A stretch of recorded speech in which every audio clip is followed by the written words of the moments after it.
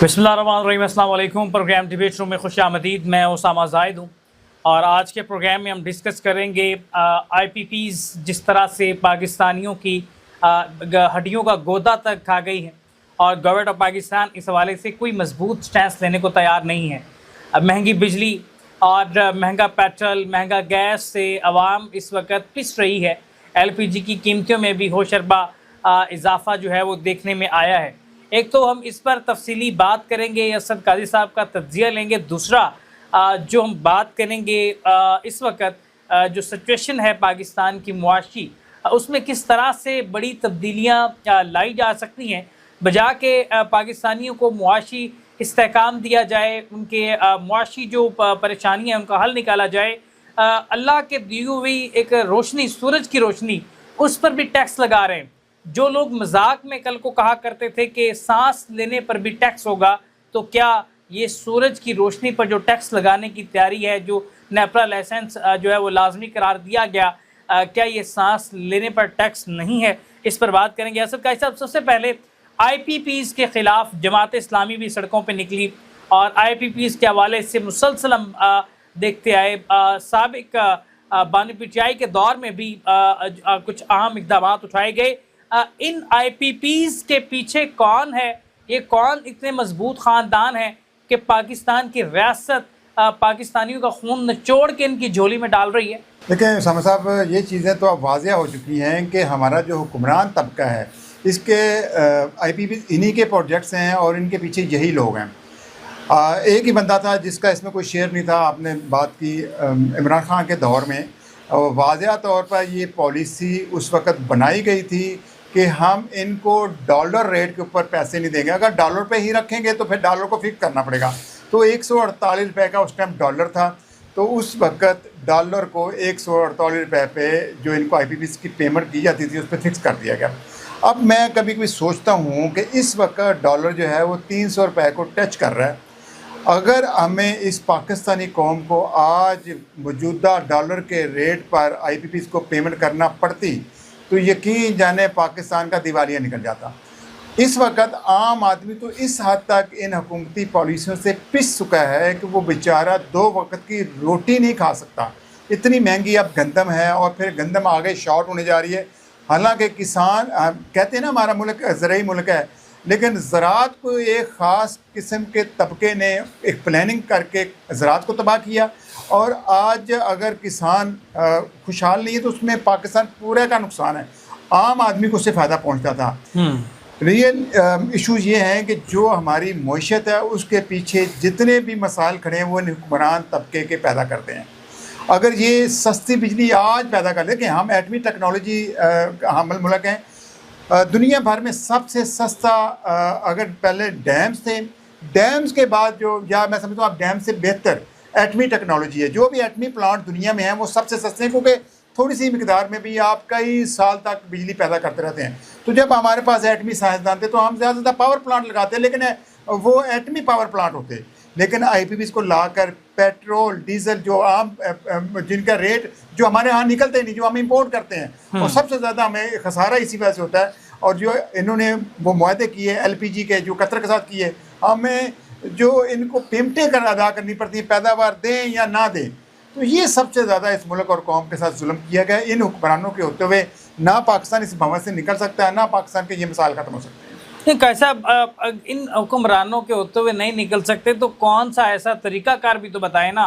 कौन से हुक्मरान लेके आएँ, किस पर एतमाद करें, किसके जाके आगे सर पीटें? ये हुक्मरान गंदे हैं, गंदे हैं, गंदे हैं, मुसलसल कहते आए हैं, लेकिन कोई तो ऐसा रास्ता होगा जहाँ पे हम जाके बैठें और जो है इस सारी भंवट से हम निकल सकें। सामा साहब, लास्ट टाइम आपको याद है जो चीफ जस्टिस साहब थे उन्होंने एक सिसिलियन माफिया का नाम लिया था। सिसिलियन माफिया एक अरसे तक अपने मुल्क में इक़्तिदार पर राज रहा और फिर उनका जब अरूज ख़त्म हुआ तो दोबारा फिर उन्होंने कंट्रोल संभाल लिया। ये सिसिलियन माफिया है, यही पूरी इस्टेब्लिशमेंट को कंट्रोल करते हैं, यही ब्यूरोक्रेसी को कंट्रोल करते हैं जिनकी आप ही बात कर रहे हैं। क्यों? देखें, अगर PTI दौर के अंदर IPPs को कहीं ना कहीं उनका रेट फिक्स किया गया तो अब भी इनको बिठाकर अभी वो पैदावार दे नहीं पूरे दे रहे, तभी तो लाहौर में लोड शेडिंग हो रही है। बचपन से लेकर आज तक हम लोड शेडिंग देख रहे हैं। तो इसका मतलब IPP से जान नहीं छुड़वाई जा सकती। ये मैं कह रहा हूँ ना कि जान इसलिए नहीं छुड़वा सकते कि यही हुक्मरान तबका उनके पीछे है। और यही लोग अपने अपने पाँव पर कुल्हाड़ी क्यों मारेंगे? और फिर पूरा निज़ाम इनके कंट्रोल में है। जब पूरे मुल्क का सिस्टम इनके कंट्रोल में है तो कौन बदलेगा? अब आपने बात की अवाम की, सर अवाम को कभी भी उनके वोट का हक नहीं दिया गया। पाकिस्तान में इलेक्शन नहीं, सिलेक्शन होती है। जब अवाम का मुंतखब नुमाइंदा कभी इक़्तिदार में आएगा तो वो फिर मुल्क को या अवाम को इन मसाइल से निकालेगा। तो जो लोग मसाइल की जड़ हैं, जिन लोगों ने मसाइल पैदा किए हुए हैं, वो मसाइल कैसे ख़त्म करेंगे? तो इसलिए यहाँ से तो आप बिल्कुल ही नाउम्मीद हों, और ये हमें कोई हम पुरुमीद नहीं है इन हुक्मरान के होते हुए, क्योंकि पिछले 40-50 साल में यही तबका पाकिस्तान में डायरेक्टली या इनडायरेक्टली रूल करता आया है, और इन्होंने वो पॉलिसियाँ बनाई हैं जो इनके ज़ाती मफाद में हैं। अब मुझे बताएं, इस वक्त क्या हम रूस से सस्ता तेल नहीं ले सकते थे? अब तो ईरान की तो आपको बॉर्डर लगता है, उनकी तो पाइपलाइन रेडी है। तो जब इतने बड़े बड़े फैसले आप कर रहे हैं तो आप मुल्क की और कौमी मफाद में फैसले क्यों नहीं कर रहे? इसका नुकसान ज़्यादातर कौम को हो रहा है। अभी देखें आलमी मार्केट में पेट्रोलियम प्राइसेस जो है बढ़ती जा रही हैं, तो यकीन जाने ये कीमतें अब कम नहीं होंगी, ये बढ़ती जाएंगी। अब आगे भी अवाम को ये कुर्बानी का बकरा बनेंगे। अब एक चीज़ रह गई थी, हर जगह तो इनका कंट्रोल था, अब ये कमाई कहाँ से कर रहे हैं? अपनी हुकूमत कैसे चला रहे हैं? यशियाँ कैसे कर रहे हैं? अवाम के ऊपर डायरेक्टली टैक्स तो उस तरह नहीं लग रहा, तो ये डायरेक्टली टैक्स पेट्रोलियम प्राइसेस में, लेवी टैक्सेस में कीमतें बढ़ाकर उसमें से वसूल कर रहे हैं, तो अवाम की हड्डियों से गोदा भी चूस रहे हैं। अब अवाम को कम अज़ कम इनके लिए, अपनी बका के लिए, अपनी नस्लों के लिए निकलना होगा, अदरवाइज़ अवाम इसी तरह लाइनों में लगकर जूते काटते रहेंगे। अच्छा, चूँकि मैं एक पॉइंट जो है उस पर डिस्कस करना चाहता हूँ, चूँकि ये मुआहदे में शामिल है कि IPPs कंपनियाँ जो है वो बिजली बनाती हैं, अगर हुकूमत उनसे बिजली नहीं भी खरीदती कैपेसिटी चार्जेस, तो फिर कैपेसिटी चार्जेस की मद में जो है उन्हें हम फिर भी पैसे देंगे ताकि वो अपने बैंकों के कर्जे और मशीनरी की देखभाल के अखराजात पूरे कर सकें। और ये मुआहदा तब था जब पाकिस्तान के पास इतने पैसे नहीं थे कि वो अपने पावर प्लांट्स लगा सकें। अब चूँकि रियासत इतनी तो मजबूत है, सोलर पे 1,33,00,000 लोग इस साल में एक सोलर पे शिफ्ट हुए 1,33,00,000 बहुत बड़ा फिगर है। और आने वाले साल में ये फिगर जो है वो 2 गुना बढ़ जाएगा। 3 से 4 करोड़ की आबादी सोलर पे शिफ्ट होने जा रही है। बिल्कुल ऐसे हम बहुत बड़ा वजन तो ऑलरेडी घटा चुके बिजली का। अब जो कि किल्लत पूरी करनी है, बहुत सारी फैक्ट्रियां बंद हो चुकी हैं काई साहब, कारखानों इंडस्ट्री बंद है, फिर बिजली जा कहाँ रही है? लोड शेडिंग नहीं जा रही। देखें इस टाइम जितने IPPs हैं उन्होंने जितनी बिजली पैदा करनी थी उससे अपनी कैपेसिटी जो है वो तकरीबन 50% कर दी हुई है। देखें एक चीज़ है, हमारे जितने तो हम जो फिक्स किराया दे रहे हैं कैसा, मैं वो सवाल ऐड कर ले, हम क्यों दें उनको? खत्म नहीं कर सकते? मैं कहना चाह रहा हूँ ना, ये हुक्मरान, मैं बार बार आपको शुरू से कह रहा हूँ कि इन्हीं की मिलनी है, इन्हीं के कारखाने हैं ना। अब एक चीज़ जो वाज़िया तौर पर नज़र आ रही है कि हमारी जो सप्लाई लाइन्स हैं, मतलब बड़ी बड़ी जो ग्रिड स्टेशन से फीडर तक लाइनें जाती हैं, उनको हम हाई वोल्टेज लाइन कहते हैं। अब वो खस्ता हाल हो चुकी हैं, वो लाइन लॉसेस करती हैं। तो जब लोगों ने घरों पर सोलर लगा लिया तो काफ़ी हद तक वो लाइन लॉसेस का भी रौला ख़त्म हो गया। IPP को रखने की ज़रूरत नहीं, क्योंकि कारखाना तो कहीं दूर होता है, तो वहाँ से जब आप इलेक्ट्रिसिटी को लेकर आते हैं तो वो आपको सप्लाई लाइन के थ्रू लानी पड़ती है। तो अब जितनी पाकिस्तान में सप्लाई लाइन है वो डैमेज हो चुकी है और उसकी कैपेसिटी कम हो चुकी है।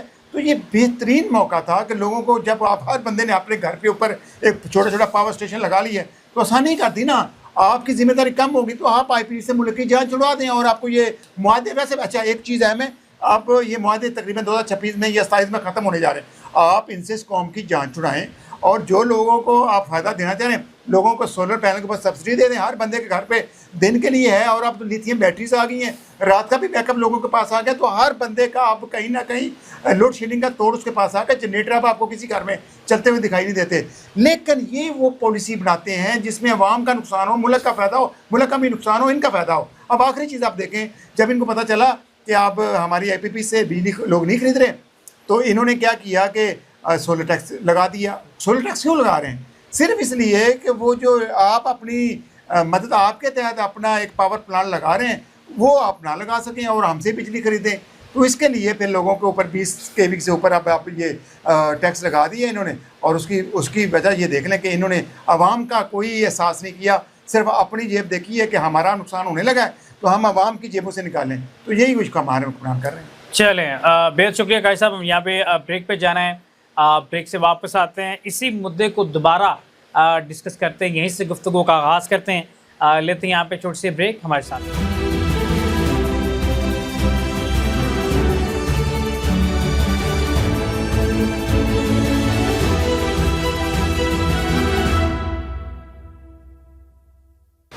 Welcome back. बात जारी थी नाज़रीन, IPPs के हवाले से। ये एक ऐसा छुरा है जो आवाम के कमर में घूमपा गया है, सीने में घूमपा गया है, सीने में कमर में बच जाता है। सही कह रहे हैं काजी साहब, ये दिल में घूमपा गया है और ये छुरा ये अभी तक आवाम बर्दाश्त कर रही है। आप अंदाज़ा लगाएं कि गवर्नमेंट ने ये मुआहदे तब किए जब पाकिस्तान के पास पावर प्लांट्स लगाने के पैसे नहीं थे और निजी कंपनियों के साथ ये मुआहदे किए गए और ये मुआहदे इस मद में किए गए कि निजी कंपनियां वो पावर प्लांट्स लगाएंगी निजी सतह पे और जो बिजली की कैपेसिटी है उसे पूरा किया जाएगा। और जब ये बिजली पैदा कर रहे हैं कारखाने या नहीं कर रहे ये प्लांट्स, ये एक वक्त बिजली नहीं भी पैदा कर रहे तब भी उनको कैपेसिटी चार्जेस की मद में गवर्नमेंट पैसे देने की पाबंद है। ये कौन सा ऐसा कानून है और कौन से ऐसे मुआहदे अंधे होके कर दिए गए? IPPs कौन से ऐसी अशराफिया है जिनको नवाजने के लिए ये सब किया गया? अब जो बिजली के बिलों में भारी टैक्सेस हैं, वो भारी टैक्सेस के पीछे ये IPPs हैं जो आवाम का गुदा हड्डियों से निकाल कर जो है वो खाने में मसरूफ़ हैं। और अगर हम अब देखें, इस साल में 1 करोड़ 33 लाख, जैसे ब्रेक से जाने से पहले हम बात कर रहे थे, काजी साहब ने इस हवाले से कहा कि छोटे छोटे प्लांट्स घरों में लोग छतों पे लगा के बिजली की कमी पूरी कर रहे हैं। 1 करोड़ 33 लाख लोग सोलर पे शिफ्ट हुए और आइंदा आने वाले साल में ये फिगर दोगुना बढ़ता दिखाई देता है। 3 से 4 करोड़ आबादी सोलर पे शिफ्ट होने जा रही है। बिजली की बहुत बड़ी खपत लोगों ने कुदरती वसाइल को यूटिलाइज करते हुए उसको कंट्रोल किया और इंडस्ट्री बंद हो चुकी है, बिजली की खपत नहीं है। लेकिन इसके बावजूद गवर्नमेंट IPPs को भारी पेमेंट्स कर रही है और वो पेमेंट्स कहाँ से निकल रही हैं? आवाम के बिजली के बिलों में टैक्स डाल के, आवाम पर भारी बोझ डाल के, फुल एडजस्टमेंट पता नहीं। और एक हैरान रह जाएंगे आप अगर आपने बिजली के बिलों को गौर से देख, उसमें लिखा है इजाफी टैक्सेस, ये लेवी टैक्सेस, फलाने टैक्सेस लंबा करके जब कोई नाम नहीं बचा तो कह दिया कि ये इजाफी टैक्सेस है। मतलब आप अंदाजा लगाएं कि उनके पास टैक्स लगाने का कोई नाम नहीं था तो इजाफी टैक्सेस। किस बात के इजाफी टैक्सेस, किस चीज के इजाफी टैक्सेस?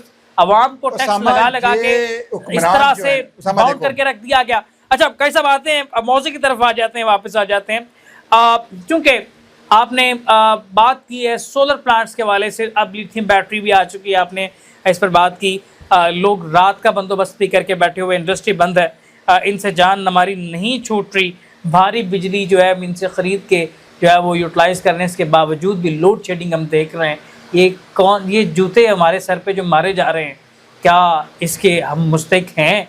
क्या हम इसके कसूरवार हैं? हम तो मैं ये कहना चाह रहा हूँ, देखो सामा, ये जो हुक्मरान तबका है ना, ये आपको रियाया समझता है। रियाया क्या होती थी? याद है आपको, वो पुराने जब बादशाह होते थे, वो जो इलाका मफतू इलाके होते थे जहाँ वो फतह हासिल करते थे, उस आवाम के ऊपर वो टैक्सेस लगाते थे, उनको खाने के लिए बस रोटी मिलती थी, बाकी वो हुक्मरान तबका उनसे छीन लेता था। अब क्या है, ये आवाम के मुंह से नवाला भी छीन रहे हैं। ये क्या करते हैं, आप इनके लिए रियाया हैं। आप समझ लें कि जमहूरियत पाकिस्तान में नहीं है, ये अशराफिया काबज़ है आपके ऊपर और आपके पैसों से ये यशियाँ कर रहे हैं। मतलब कुर्बानी अवाम दे और कुर्बानी अवाम देने के बाद फिर इनको पाले। हालांकि ये होता है ना, जब मुल्क क्राइसिस में हो, मसाइल हों, तो वो हुक्मरान तबका भी कहीं ना कहीं कुर्बानी देता है और वो अवाम के साथ मिलकर 20-20 गाड़ियों के काफिले हैं, ये कुर्बानी है। नहीं ना, यही कहना ना, हमें आप गाड़ी पूरा जहाज ले जाते हैं, पूरी देखो ट्रंप ने कहा मैं पाकिस्तान नहीं जा सकता, मेरे ऊपर अखराजात आते हैं। हमारे हुक्मरान नहीं देखते, पूरी फैमिलियां लेके जाते हैं। जरदारी साहब देख लें, ऐसे ऐसे ओहदे बना के हम रखे हैं, वजीर सदर, वजीर आजम, नैब वजीर आजम, आगे वज़रा की पूरी एक पलटून और फिर उसके आगे फिर मुशीरान। ये बंदर बांट का सिलसिला है, चंद लोगों को खुश करने के लिए ये सीटों की बंदर बांट जारी है। ये निज़ाम, ये जितने पार्लियामेंटेरियन है, जितने मतलब आप देखें सेनेट हमने रखा हुआ है, इन सब का हम आप खर्चा निकालें ना सालाना, तो ये अरबों रुपए अगले टॉपिक पे लेना, और ये अरबों रुपए बनता है। और ये मुल्क का जब देखें बजट देखें, आपने अपनी इनकम देखनी होती है ना, तो ये कहते हैं कि हम अवाम अगले के टॉपिक पे नुमाइंदे हैं, चलते हैं, तो अवाम भाई साहब। के नुमाइंदे अवाम के फैसले नहीं भाई कर साहब रहे। अगले टॉपिक पे चलते हैं, लेकिन उससे पहले मैं ये कहना लाजमी समझूंगा, अवाम आज से पहले अब ये मैं 2-4 साल की बात कर रहा हूँ, अंधी थी, उन्हें कतन पता नहीं था, वह ना ओहदों पे बात करते थे ना प्रोटोकॉल से, बल्कि हमारे इलाकों में इलेक्शन जीतता ही वही था जिसके पीछे लंबी लंबी बंदूकों वाले 4 गार्ड्स होते हैं, और प्रोटोकॉल जी दो क्या बात है जी, ये आया मैंने बड़ा मीरजादा है और खाता पीता, ठीक है, अल्हम्दुलिल्लाह अल्हम्दुलिल्लाह इस चीज से जान छूट गई है। हाँ। लोग अब अक्ल शऊर के साथ जो है वो अब देखते हैं, परखते हैं। इलेक्टिबल का जो होल्ड था वो खत्म हुआ। अब इलेक्टिबल्स का होल्ड था वो काफी हद तक खत्म हो गया। अवाम को इतना शऊर है कि इन बंदूकों से हम इम्प्रेस होने वाले नहीं हैं, इन लंबी गाड़ियों से, डालों से, इस प्रोटोकॉल से। ये एक झूठी किस्म की इज्जत कमाई, सस्ती शोहरत और सस्ती इज्जत कमाकर जो इलाकों में जाते थे वो ज़मीन बोस हुई है। इमरान खान इसका क्रेडिट पानी पीटीआई को जाता है, इसमें कोई शक नहीं है। पर खंबे खड़े किए और खंभों से लोगों को गिले शिकवे। लेकिन बहरहाल कई सब अगले टॉपिक पे आते हैं। बानी पीटीआई के केसेस के हवाले से कल रात की खबर है कि उन्हें पिम्स हॉस्पिटल लाया गया और उनकी जो लुक आफ्टर चेकअप जो है वो जो भी है मामला किए गए। बुशरा बीबी भी जेल में है और इस दफ़ा अलीमिन गंडापुर को एक तनकीद का निशाना बनाया गया पीटीआई ट्रोलर्स की जानिब से, सोशल मीडिया सार्फिन। अब सोहेल अफरीदी से जो उम्मीदें थी वो भी टूटती दिखाई देती हैं। सारे पर आप क्या तवज्जो दें? देखिए, मैं उसामा साहब बड़े अरसे से कह रहा हूँ, जो पीटीआई के रहनुमा इस वक्त जेलों में हैं वो ही कंप्रोमाइज़ नहीं कर रहे। जो पीटीआई का कोई भी रहनुमा कह लें या लीडर कह लें जो इस वक्त बाहर है वो कंप्रोमाइज़ हो चुका है, और जिसके पास इख्तियार है वो कहीं पार्लियामेंट में है, सेनेट में है या कहीं सूबे में उसकी वजारतें हैं, तो वो भी कंप्रोमाइज़ हो चुका है। देखें, वाज़ेह तौर पर ये चीज़ें सामने आ गई हैं कि इमरान खान ने पीटीआई को एक नया टच दिया था, एक नई सियासी जमात पाकिस्तान में लेकर आए थे, और मैं समझता हूँ अवाम ने इसी बुनियाद के ऊपर, क्योंकि वो स्टेटस को के ख़िलाफ़ आई थी और वो पहली दफ़ा इख्तियार में आई थी 3.5 साल दौर में। अवाम ने जब मुआजना किया तो इस दौर में डिलीवर किया गया। एक तो लोड शेडिंग के ऊपर काबू पाया गया, दूसरा ये जो आप देखते हैं इंडस्ट्री हमारी चल पड़ी थी, और फिर आवाम को रिलीफ मिलता था। जब आपने देखा कोरोना आया तो कोरोना के अंदर भी डायरेक्टली आम आदमी को रिलीफ मिला। तो लोगों ने जब मुआवजा किया कि अगर इन हुक्मरानों के दौर में कोरोना होता तो ये तो लोगों को भूखा मारते थे। अब सर ये हुआ है कि चूँकि इस्टेब्लिशमेंट इस वक्त पूरे निज़ाम को कंट्रोल किए हुए हैं, और पीटीआई जितनी भी क़यादत है इस वक्त वो चाहती है कि चूँकि इमरान खान के जो नज़रिया है उस पर कोई चल नहीं पा सकता, क्योंकि वो नज़रिया बहुत बड़ा है। अब जो उस नज़रिए का बोझ नहीं उठा सकते वो कंप्रोमाइज़ हो चुके हैं। अब गंडापुर ने तो कुर्बानी दे दी, गंडापुर कहीं ना कहीं मैनेज हो चुका था, आपको याद होगा, और उस वक्त बहुत सी चीज़ों को जवाब नहीं दे सका।